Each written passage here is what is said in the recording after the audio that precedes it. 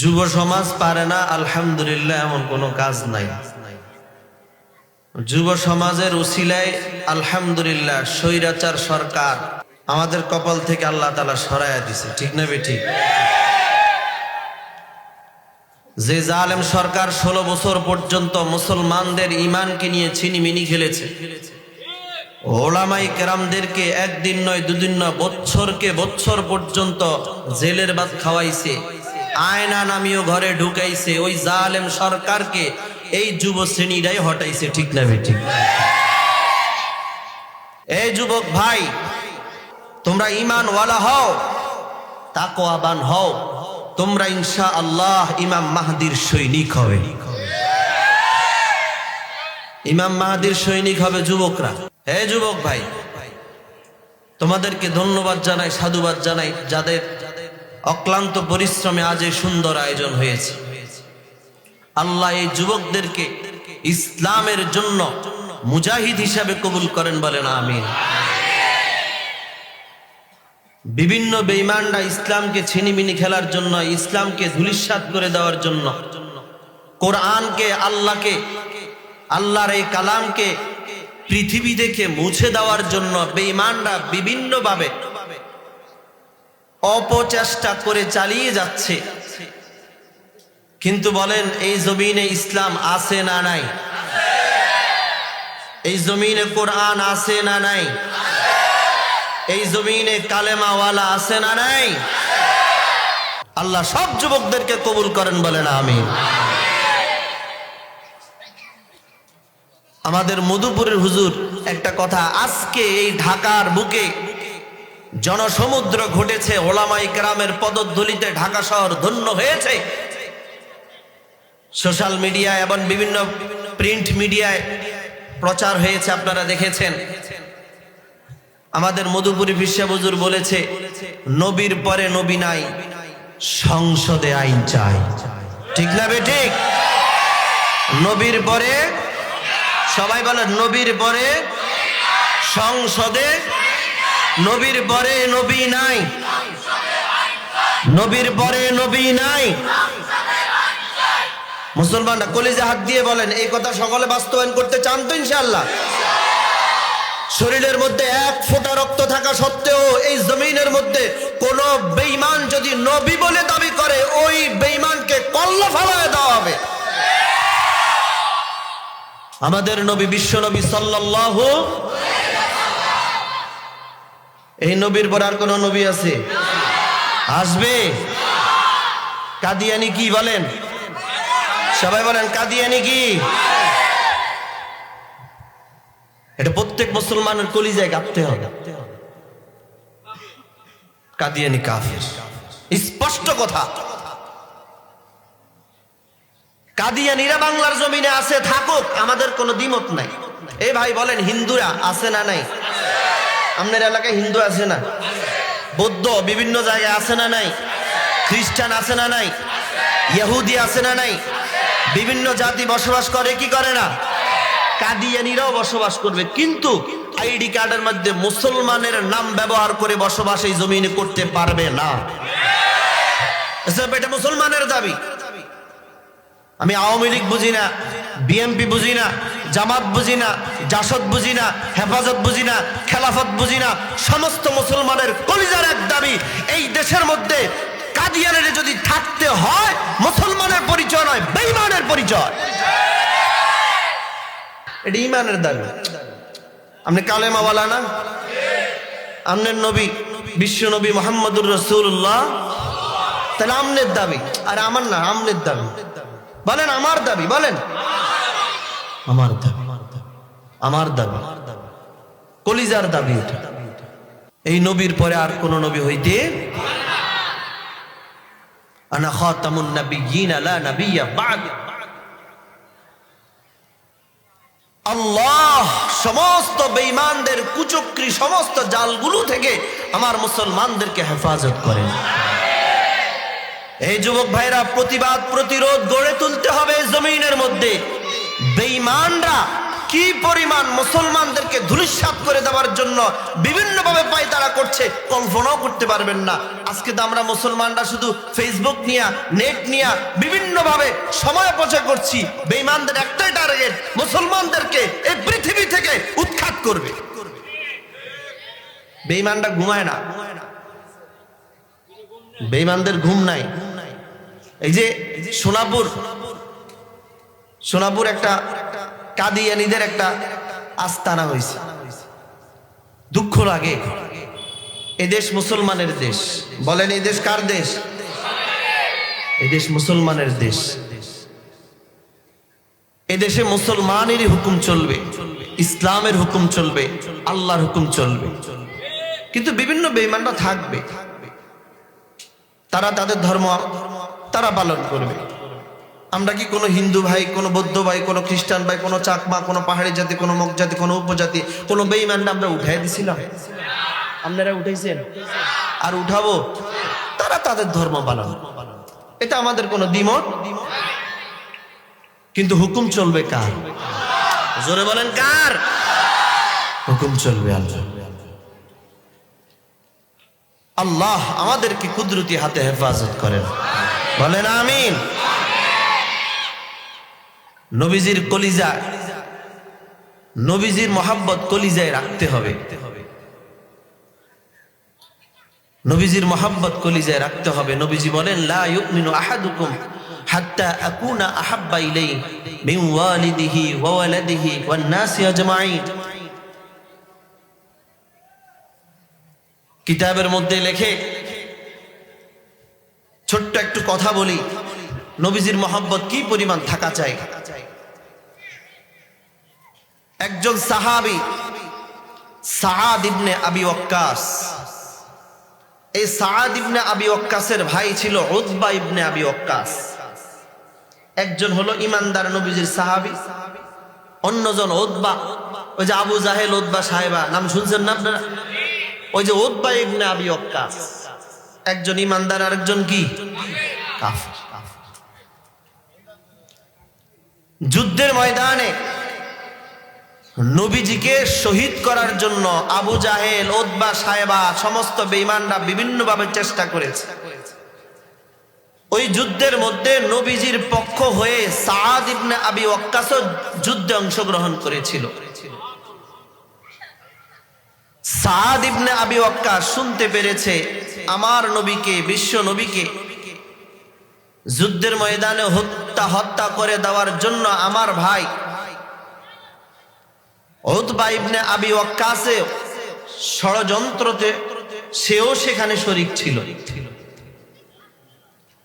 যখন এই সাআদ শুনতে পেরেছে, শোনার পরে কিতাবের মধ্যে লেখে, সিরাতে ইবনে হিশামের মধ্যে লিখে, সাআদ ইবনে আবি ওয়াক্কাস যখনই শুনেছে তার আপন ভাই নবীজিকে হত্যা করার জন্য জাল বুনেছে, নবীজির মহাব্বতে সাআদ ইবনে আবি ওয়াক্কাস তার জীবনে এত পরিমাণ জিদ, এত পরিমাণ রাগ আর কখনো প্রকাশ হয়নি।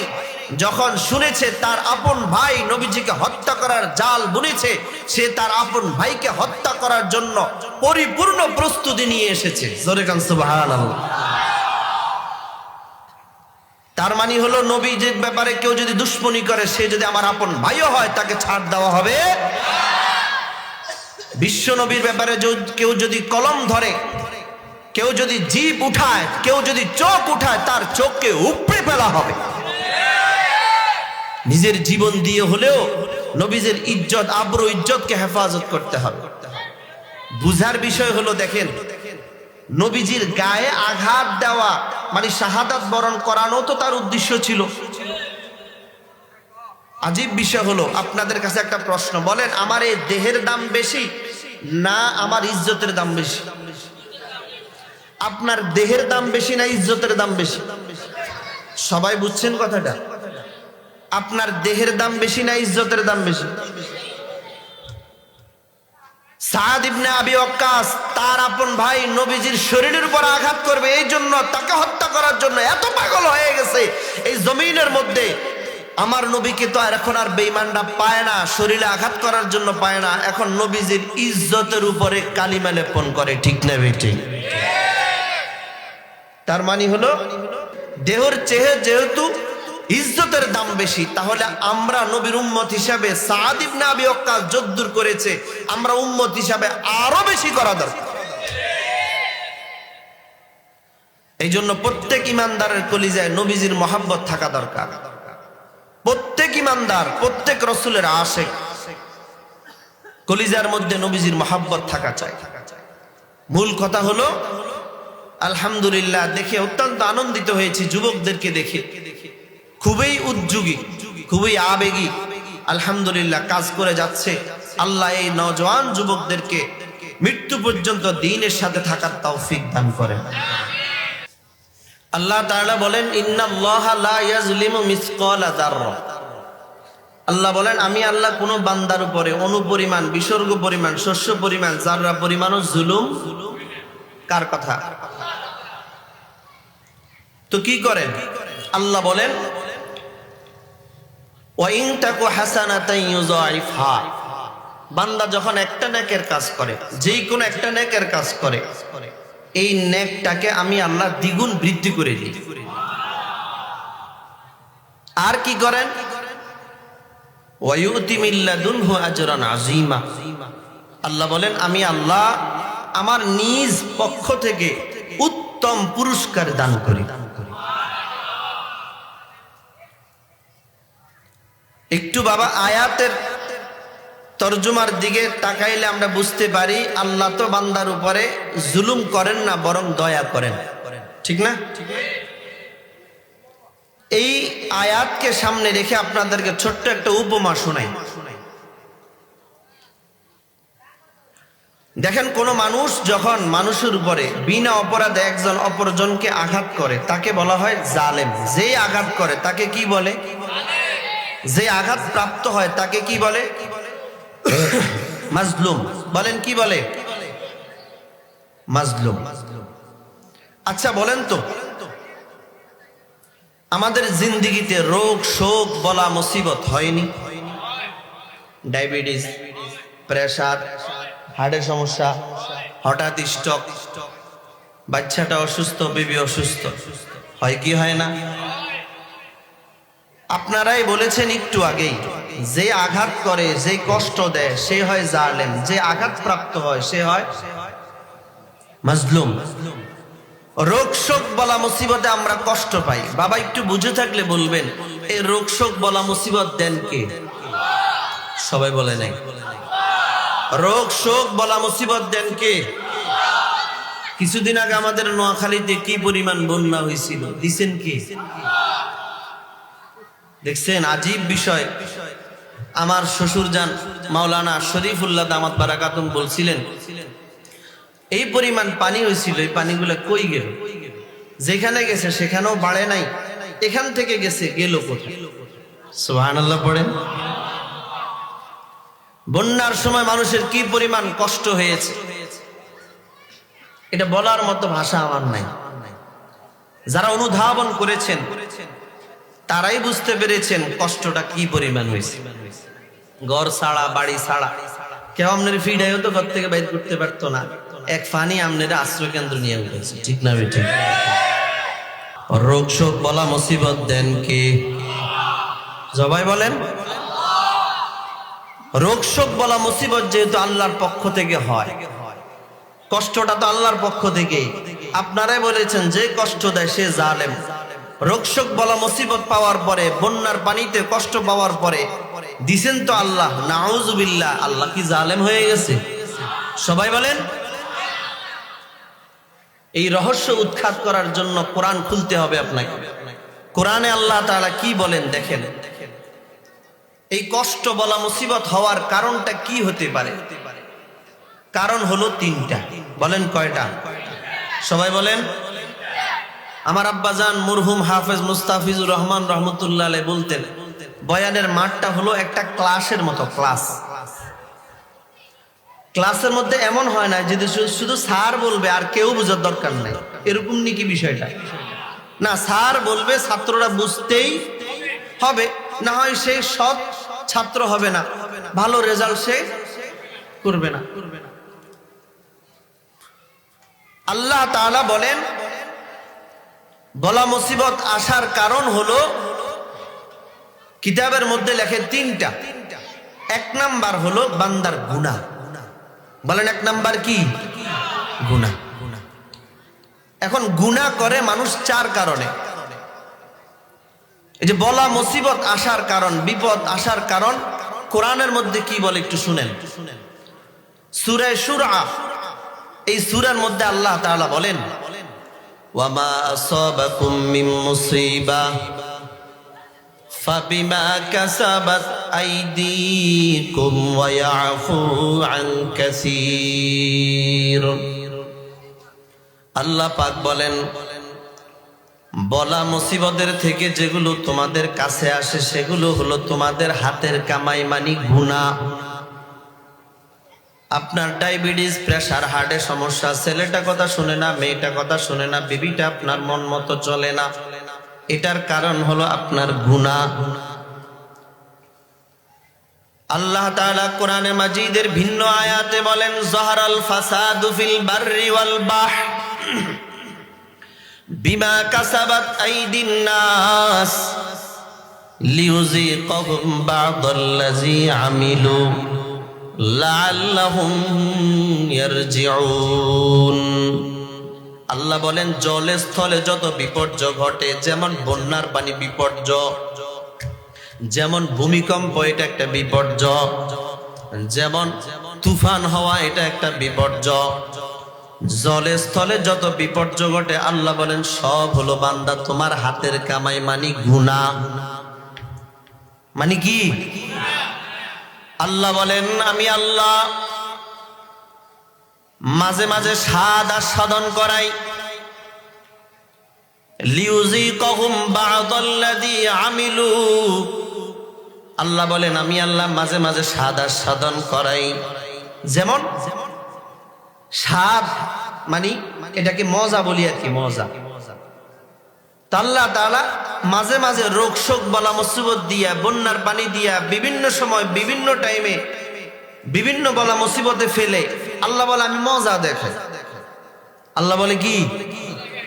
এটা কেন বললেন আল্লাহ? যেন আল্লাহ একটু বিদ্রুপ করলেন। সন্তান যদি স্কুলে না যায়, মাদ্রাসায় না যায়, মা কি কয়? স্কুলে তো যাও নাই, মাদ্রাসায় তো যাও নাই, সন্ধ্যায় ঘরে আসবা না, মজা দেখাবো। বলেন বাপ, এই মজার মাঝে মানে কি মজা না সাজা? সবাই বলেন। আল্লাহ তাআলাও সেটা বলতেছে আমি আল্লাহ মাঝে মাঝে স্বাদ আস্বাদন করাই। কেন? লিউযীকাহুম বা'দাল্লাযী আমিলু। এই যে স্বাদ আস্বাদন করানোর পরে আল্লাহ তাআলার উদ্দেশ্য হলো লাআল্লাহুম ইয়ারজিউন, যেন আমারই বান্দা আমি আল্লাহর কাছে আবার ফিরে আসি। সুবহানাল্লাহ। দেখেন বাপ, আল্লাহ তাআলা আমাদেরকে অনেক আদর করে বানাইছে, অনেক যত্ন করে বানাইছে রে বাপ, অনেক মহব্বত কইরা আল্লাহ বানাইছে। বান্দাকে বানানোর পিছনে রে বাবা একটা উদ্দেশ্য নিহিত আছে রে। আল্লাহ তাআলা বান্দাকে ড্রয়িং করছে। বান্দার চোখটা কেমনে লাগাইলে সুন্দর হবে, বান্দার নাকটা কেমনে লাগাইলে রে বাবা সুন্দর হবে, বান্দার কানটা কি মাথার উপরে লাগবে না জাবির নিচে লাগবে, মালিক ড্রয়িং করছে। বান্দাকে আল্লাহ তাআলা সুন্দর করে সুন্দর অবয়ব দিয়ে সৃষ্টি করেছে রে। এর কারণ হলো বান্দাটারে কেমনে সুন্দর লাগবে আল্লাহ নিজের হাতে ড্রয়িং করছে। কোরআনটা খুলে দেখেন, আল্লাহ বলেন আমি আল্লাহর কুদরতি হাতে বান্দাদেরকে বানাইলাম। আল্লাহ বলেন কুদরতি হাতে বানানোর উদ্দেশ্য হলো এই বান্দারা শুধুমাত্র কেবলমাত্র আমি আল্লাহকে সিজদা করবে। জোরে কান সুবহানাল্লাহ। আল্লাহ বলেন খলাকতাহু বিয়াদাইয়া, আমি আল্লাহ আমার এই বান্দাদেরকে কুদরতি হাতে, আমি আল্লাহ আমার এই বান্দাদেরকে অনেক আদর করে কুদরতি হাতে বানাইলাম। এ বান্দা এ মুসলমান আমার বাবা ও পর্দানিসীন মা, এই মা, আল্লাহ কিন্তু তোমারে অনেক আদর করে যত্ন করে বানাইলেন। এখন প্রশ্ন, এত আদর এত যত্ন কেন? আল্লাহ বলেন এই বান্দা তো আমাকে সিজদা করবে, আমারই গোলামি করবে। আল্লাহ বলেন ওয়া মা খালাকাতুল জিন্না ওয়াল ইনসা ইল্লা লিয়াবুদুন। আল্লাহ বলেন আমি আল্লাহর বান্দারা আমি আল্লাহরই শুধুমাত্র কেবলমাত্র আমি আল্লাহর গোলামি করবে, ইবাদত করবে। আমি আল্লাহ মানব বানাইলাম, জিন বানাইলাম আমি আল্লাহর ইবাদত করার জন্য। এ মুসলমান আমার বাবা, শুধু তাই নয়, আল্লাহ তাআলা বলেন আমি আল্লাহ তো গোলামির জন্য বানাইলাম, ইবাদতের জন্য বানাইলাম। এখন প্রশ্ন, ইবাদতটা কেমন হবে, ইবাদতের ধরনটা কেমন হবে?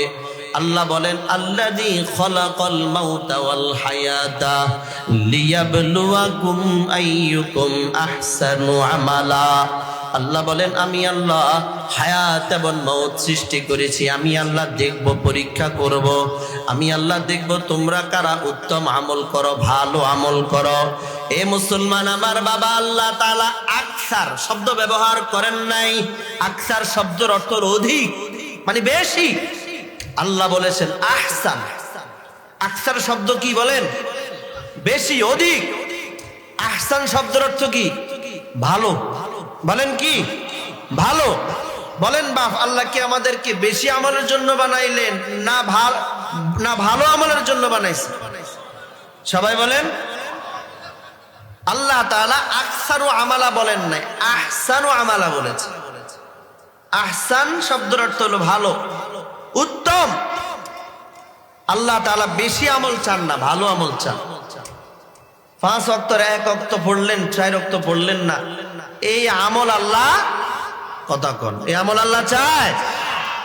সপ্তাহে পুরা সপ্তাহ খবর নাই জুমার নামাজে কি ঠেলা ঠেলি, এমন মুসল্লি আপনাদের এলাকায় আছে না নাই? আল্লাহ এই ধরনের নেক আমল আল্লাহ চায় না। আমাদের শায়েখ আরিফ বিল্লাহ হাকিমুন নফস আল্লামা মুফতি মুশতাকুন নবী হাফিজাহুল্লাহ শায়েখ বলেন যে সারাটা সপ্তাহ যে তুমি নামাজটা পড়ো নাই, শুক্রবারে যে আসছো 2টা জুমা দিতে, এই 2টা রাকাত পড়ে যে দৌড় মারছো, 2টা রাকাত তো কদ্দুর কবুল হয়েছে এটা আমরা বুঝছি। যদি কবুল হইতো পরে 4 রাকাত সুন্নত পড়ে যায়, ঠিক না বেঠিক? কারণ হাদিসের মধ্যে আছে কোন বান্দার যখন নেক আমল কবুল হয়, ওই নেক আমলের পরে অন্য নেক আমলের প্রতি উৎসাহ উদ্দীপনা তৈরি হয়। যে বান্দা নেক আমল করার পরে নেক আমলের জন্য আগ্রহ তৈরি হয় না, বোঝা গেল তার আগের আমলগুলো কবুল হয় নাই। বহু মুসলমান আছে নামাজ পড়ছে আর নামাজ ছেড়ে দিছে, আছে না নাই? বহু নাফরমান কপাল পোড়া কম বক্ত, চেহারার মধ্যে নবীর সুন্নাত দাড়ি ছিল, একটা সময় নবীজির কলিজার মধ্যে ছুরি চালাইছে, এমন নাফরমান আছে না নাই? প্রমাণ হয়ে গেল তার এই আমল ইখলাস সম্পূর্ণ হয় নাই। এই জন্য তার চেহারার মধ্যে আল্লাহ তাআলার এই সুন্নাত দাড়িটা রাখার সুযোগ তাকে আল্লাহ দেয় নাই, ঠিক না বে ঠিক? তাহলে আল্লাহ তাআলা বলেন আমি আল্লাহ কোন বান্দার উপর অনুপরিমাণ বিসর্গ পরিমাণ শস্য পরিমাণ জুলুম করি না। করেন কি? আল্লাহ দয়া করেন। আমরা পিছনের কথাই ফিরে যাই, সমস্ত বলা মুসিবতের কারণ কয়টা? সবাই বলেন। 3টার মধ্যে 1 নাম্বার হলো বান্দার গুনাহ। আর এই গুনাহ করে মানুষ 4 কারণে। বলেন কয় কারণে? 4 কারণে। 1 নাম্বার, বান্দা গুনাহ করে, বান্দা মনে করে আমাকে কেউ দেখে না, আমাকে কেউ দেখে না, আমাকে কেউ দেখে না। দরজা জানালা বন্ধ করে গুনাহ করে, বান্দার দিলের মধ্যে একটাই বসে গেছে, দুনিয়ার মানুষ তো দেখে না, দরজা জানালা সব তো বন্ধ, আমাকে যেহেতু কেউ দেখে না আমি গুনাহ করি। বলেন বাবা, দুনিয়ার কেউ না দেখলে দেখনেওয়ালা একজন আছে না নাই? আল্লাহ বলেন ওয়া হুয়া মাআকুম আইনামা কুনতুম, আল্লাহ বলেন বান্দা তুমি যেখানে থাকো না কেন আমি আল্লাহ তোমার কাছেই আছি। ওয়া নাহনু আকরাবু ইলাইহি মিন হাবলিল ওয়ারিদ। হে বান্দা তুমি জানো আমি আল্লাহ তোমার একদম সার রগের নিকটেই থাকি। সুবহানাল্লাহ পড়ে। বান্দা তুমি গুনার ঘরে যাইবা আমি আল্লাহ তোমার সার রগের নিকটে আছি। ওয়া নাহনু আকরাবু ইলাইহি মিন হাবলিল ওয়ারিদ। এ বান্দা তুমি ভেবেছো আমি আল্লাহ দুনিয়ার কোনো মানুষকে দেখাই না, সব মানুষগুলো তোমার অগোচরে আছে, কিন্তু আমি আল্লাহ তো তোমার দিকে কুদরতি নজরটা দিয়া তাকায় আছি। এ বাবা গুনাহ করে মানুষ চার কারণে। এক নাম্বার কারণ বান্দা মনে করে আমাকে কেউ দেখে না। দুই নাম্বার কারণ হলো বান্দা মনে করে আমার কাছে কেউ নাই। বলেন বাবা দুনিয়ার যদি কেউ না থাকে, থাকেন একজন কে? মুসলমান আমার বাবা। তিন নাম্বার কারণ আল্লাহ তাআলা বলেন যে বান্দা গুনাহ করে, তিন নাম্বার কারণ হলো তার কথা হলো আমার দিলের খবর কেউ জানে। আল্লাহ বলেন ওয়ায়ালামু খাইনাতাল আ'য়ুনি ওয়া মা তুখফিস সুদূর। কোরআন খুলে দেখেন আল্লাহ বলেন বান্দা তোমার কলিজার মধ্যে তোমার দিলের মধ্যে গুনাহ নিয়ে যে জল্পনা কল্পনা করো সেই দিলের খবরও আমি আল্লাহ জানি। শুধু তাই নয়, চোখের পলক ইয়ালামু খাইনাতাল আ'য়ুনি ওয়া মা তুখফিস সুদূর। আল্লাহ বলেন যে চোখের পলকে যে গুনাহ করো এই গুনার খবরও জানেন কে? আরে জোরে বলেন কে? দিলের খবর আল্লাহ জানেন। চার নাম্বার হলো আল্লাহ তাআলা বলেন আমাকে কেউ কিছু করতে পারবে না। বান্দা গুনাহগার মনে করে আমাকে কেউ কিছু করতে পারবে না, এই জন্য বান্দা গুনাহ করে। এই জন্য দেখবেন 30 বছর 32 বছর বয়সী এই যুবকটা একমাত্র শুধুমাত্র রাজনৈতিক প্রভাবের কারণে বাবার বয়সী বৃদ্ধকেও গালে চড় লাগাইতে দ্বিধাবোধ করে না, এমন যুবক আছে না নাই? যুবক যারা রাজনৈতিক প্রভাবে মানুষের উপরে জুলুম করছো, এই জুলুমের বিচার একদিন হবে, ঠিক না ঠিক? এই গদি চিরস্থায়ী নয়। যেদিন পালাইছে এর আগের দিনও কি আপনারা কল্পনা করছেন?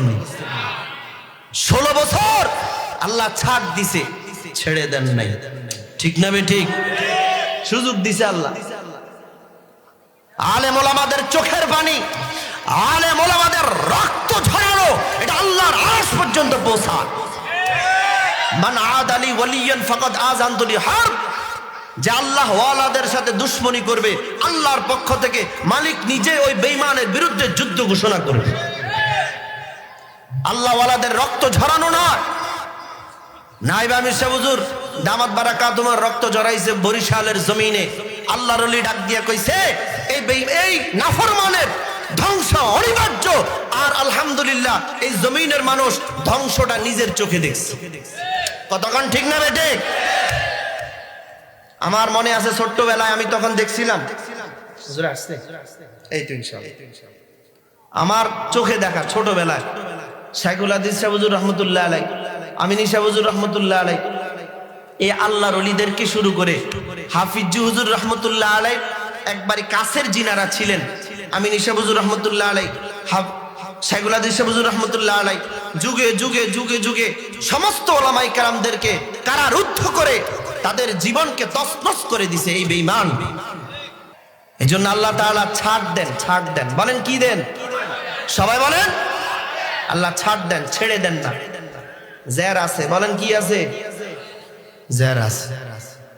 ঘুন্টিটা ছেড়ে দিলে ঘুন্টিটা মনে করে আমি তো উঠছি, আকাশে উঠতেই থাকি, এমন ভাবে উড়ে যেন সে আর কখনো ফিরে আসবে না। ঘুন্টিওয়ালা যখন টান দেয় হাতে আসে কি আসে না? সকলের রশি মালিকের হাতে আছে না নাই? স্বৈরাচার সরকার থেকে আমাদেরকে উপদেশ গ্রহণ করতে হবে। যারা নামাজ ছেড়ে দিছেন, আল্লাহ ভুলে গেছেন, নবীর ভালোবাসা ভুলে গেছেন, আপনারা ভাইবেন না ভাত মাছ তো বেঈমানরাও খায়। কতক্ষণ ঠিক নেবে ঠিক? বেঈমানরা ভাত মাছ খায় না, কোন হিন্দু না খায় মরে গেছে, হিন্দুরে খাওয়ায় কে? বৌদ্ধরাও খাওয়ায় কে? আপনি যে পুষ্কুনির মাছ খান বেঈমানটাও সেই পুষ্কুনিরই মাছ খায়। আপনি যে বাজারে বাজার করেন বেঈমানটা সেই বাজারেই বাজার করে।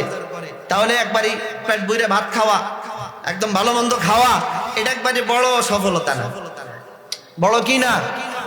বরং বেঈমানদেরকে আল্লাহ দুনিয়াতে ভালো করে খাওয়ায়, কারণ তাদের আখেরাত নাই, তাদের জান্নাত নাই। এজন্য দুনিয়াতে এদেরকে ভালোভাবে খাওয়ায়া দেয়। আর ইমানদাররা দুনিয়ায় কষ্ট করে, আর মৃত্যুর পরে আল্লাহ তাআলা জান্নাতটা তাদের জন্য বাজেট করে দেয়। কথা শেষ দেখেন, আল্লাহ তাআলা বলেন, আমি আল্লাহ কোন বান্দার উপরে অনুপরিমাণ বিসর্গ পরিমাণ জুলুম করি না। আল্লাহ বলেন, ইন্নাল্লাহা লা ইয়াজলিমু মিসকালা যাররা ওয়া ইন তাকু হাসানাতান ইউযাইফহা ওয়া ইউতি মিন লাদুনহু আজরান আযীমা। এ মুসলমান আমার বাবা, আমরা দুনিয়াতে কিন্তু কেউ থাকার জন্য আসি নাই। এই জন্য বাবা অনুরোধ করে বলে যায়, আর গুনাহ নয়, ফিরে আসতে হবে, নিজেও আল্লাহ চিনতে হবে, নিজেও আল্লাহকে ভালোবাসতে হবে, নিজেও নবীকে ভালোবাসতে হবে, নিজেও দিন শিখতে হবে, কোরআন শিখতে হবে। শেষ একটা মেডিসিন আপনাদেরকে দেয়া যায়, নিজেও কোরআন শিখবেন, সন্তানটারেও কোরআন শিখাবেন, নিজেও দিনদার হবেন, সন্তানদেরকেও দিনদার বানাবেন। মুসলমান আমার বাবা, এটা একটা মাদ্রাসা, যেই মাদ্রাসাতে দিন শিখানো হয়, কোরআন শিখানো হয়, ঠিক না ঠিক? আমি আসার পথে আমার সিএনজিতে এক আল্লাহর বান্দা, এই মাদ্রাসারই একজন গার্ডিয়ান, আল্লাহর বান্দা আমারে বলতেছে, হুজুর আমার ছেলেটাই মাদ্রাসায় পড়ে, কিন্তু ছেলেটা বড় এতিম, ছেলেটার দুনিয়াতে মা নাই। এই ছেলেটার জন্য আমার বড় খারাপ লাগে। সে বেচারাও কি করবে, হয়তো অন্যত্র বিয়ে করে সংসার চালায়।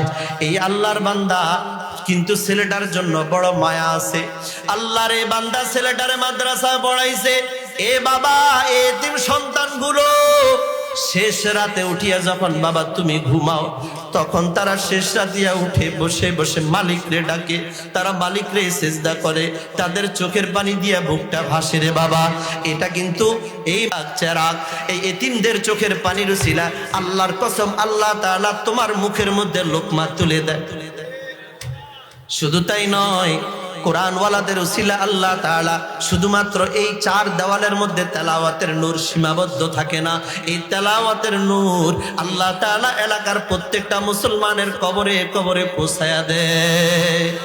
এই জন্য বাবা অনুরোধ করে বলে যাই, দুনিয়াতে আমরা কেউ থাকার জন্য আসি নাই। আজকে আমরা সব মানুষকে আপন কই, আসলে কেউ আপন নয়, সব সন্তানগুলা কিন্তু পর হয়ে যাবে। কিন্তু যেই সন্তানটা কোরআনওয়ালা হবে, এই সন্তানটা কিন্তু আপনার আপন থাকবে। কিয়ামতের ময়দানে এই কোরআনওয়ালাকে যখন বলা হবে, কোরআনওয়ালা ইকরা ওয়ারতাকি ওয়ারাতিল কামা কুনতা তুরাতিলু ফিদ দুনিয়া ফাইন্না মানজিলাতাকা ইনদা আখিরি আয়াতিন তাকরাউহা। কোরআনওয়ালাকে যখন বলা হবে, কোরআনওয়ালা ইকরা, তুমি তেলাওয়াত করতে থাকো, উপরে উঠতে থাকো, উপরে উঠতে থাকো, যেখানে গিয়া তেলাওয়াত শেষ হয়ে যাবে সেখানে তোমার জন্য আমি আল্লাহ জান্নাতটা বানায়া রাখছি। কোরআনওয়ালা ডাক দিয়া বলবে, আল্লাহ আমার মা কই, আমার বাবা কই? বলে তোমার মা বাবা গুনার কারণে জাহান্নামী। বলে আজ যেই জান্নাতে আমার মা নাই বাবা নাই, ওই জান্নাত আমার দরকার নাই। জোরে জোরে কন্যা সুবহানাল্লাহ। যদি একটা সন্তান রে বাবা কোরআনওয়ালা বানাইতে পারেন, এই সন্তানটা আপনারা ছাড়া জান্নাতে ঢুকবে না। একটু বাবা কলিজাটা দিয়ে কথাটা শুনবেন রে বাপ। এই কোরআনওয়ালা বলবে, আল্লাহ আমার মাকে চাই, বাবাকে চাই, মাকে চাই, বাবাকে চাই। আল্লাহ তাআলা কুদরতি হাতে জাহান্নাম থেকে তার মা বাবাকে উঠায়া নিয়ে আসবে। তাকায় দেখবে তার মা বাবা দুইটা কয়লা হয়ে গেছে। নাউজুবিল্লাহ বলে। আল্লাহ ডাক দিয়া বলবে, কোরআনওয়ালা গুনার কারণে তোমার মা বাবা জাহান্নামে জ্বলতে জ্বলতে আজকে আঙ্গার হয়ে গেছে। তুমি তাকায় দেখো তোমার মা বাবাকে কেমন দামি বানায়া দেই। আল্লাহ তাআলা নিজের হাতে মা বাবার দুইটা কয়লাকে হাতে নিবে। আবে হায়াত নামক একটা কূপ আছে, কূপ, এই কূপের মধ্যে একটা চুবানি মারবে। তাকায় দেখবে এই কোরআনওয়ালার মা বাবা দোনোজনের চেহারা হযরতে ইউসুফ আলাইহিস সালামের চেহারার চেয়ে বেশি সুন্দর হয়ে যাবে। মুসলমান আমার বাবা, শুধু তাই নয়, এই কোরআনওয়ালা মা বাবার দিকে তাকাবে আর ডাক দিয়া বলবে, আল্লাহ আমার মা বাবার জামা কাপড় কই? আল্লাহ আমার মা বাবাকে উলঙ্গ আমি দেখতে চাই না। আল্লাহ তাআলা কুদরতি জিম্মাদারিতে জান্নাত থেকে পোশাক আইনা ওই কোরআনওয়ালার মা বাবাকে জান্নাতি পোশাক পরাইয়া দিবি। এরপরে বলা হবে, এ কোরআনওয়ালা ইকরা, তুমি তোমার মা বাবা দুইজনের দুই বাহু ধরো আর তেলাওয়াত করতে থাকো, উপরে উঠতে থাকো, তেলাওয়াত করতে থাকো, উপরে উঠতে থাকো। যেখানে গিয়ে তোমার তেলাওয়াত শেষ হবে সেখানে তুমি আবার তোমার মা বাবার জন্য জান্নাতের ফয়সালা।